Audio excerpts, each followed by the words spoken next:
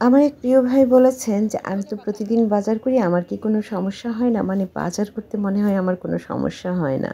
আসলে না ভাই, বাজার করতে আমার খুবই কষ্ট হয়। প্রতিদিনই বাজারঘাট করা মানে একটা ঝামেলা। প্রতিদিনই বাইরে থেকে আসবো বাজারের ব্যাগ হাতে করে। কিন্তু কি করব? উপায় তো নাই। বাজার করতেই হয়। প্রতিদিন বাজার না করলে যদি একবারে বেশি বাজার করা হয় তাহলে আমার বাজারটা নষ্ট হয়। কারণ আমি রান্না-বান্না তেমন একটা করতে পারি না। খুব হালকা পাতলা রান্নাবান্না করি, সময়ই হয় না আসলে রান্নাবান্না করার।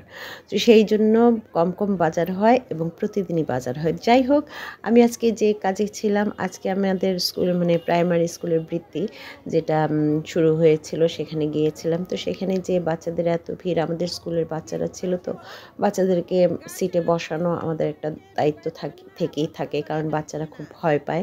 নিজেদের পরিচিত মানুষজন না দেখলে তো ওরা একটা ভয়ই থাকে, যেহেতু গার্জিয়ান ভিতরে ঢোকা অ্যালাউ না, সেই জন্য আমরা তাদেরকে নিয়ে ক্লাসে বসানোর চেষ্টা করবো আর কি। তো এইখানে বাচ্চাদের গার্জিয়ানদের এত ভিড়, মানে সব পরীক্ষায় দেখা যায় বাচ্চারা যত না তার চেয়ে গার্জিয়ান বেশি থাকে। আসলে ছোট হোক বা বড় হোক, মা বাবার একটা টেনশন থেকেই থাকে তার সন্তানের প্রতি, তার সন্তানের পরীক্ষার সময় বিশেষ করে। আমরাও তাই করেছিলাম, এদেরকে দোষ দিয়ে কোনো লাভ নেই।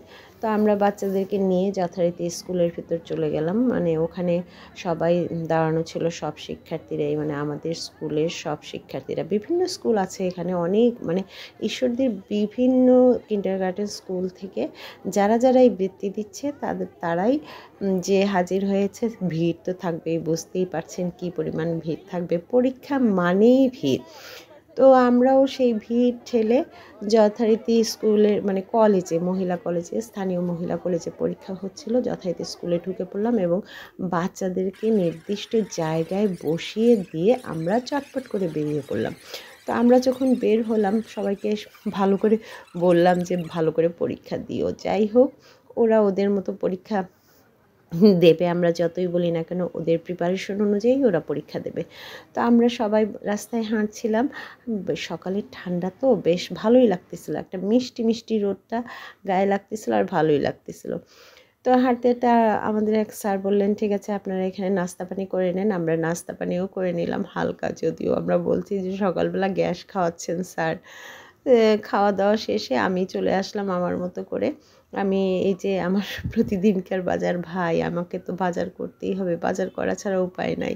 কারণ বাজার আমি 2-1 দিন পর পরই বাজার করি, কারণ বাজারটা ওই যে বললাম না, বেশি বাজার আমার রাখা সম্ভব হয় না। এই যে আজকে চলে আসলাম বাজার নিয়ে, এখন আমি বাড়ির গেটে ঢুকবো। মানে আমি কিন্তু এই আমার বাড়ির আশেপাশে কিন্তু বাজারটা, হেঁটেই আসতেছি। তো বন্ধুরা সবাই ভালো থাকবে, সবার জন্য শুভকামনা রইলো, আমার জন্যও দোয়া করো।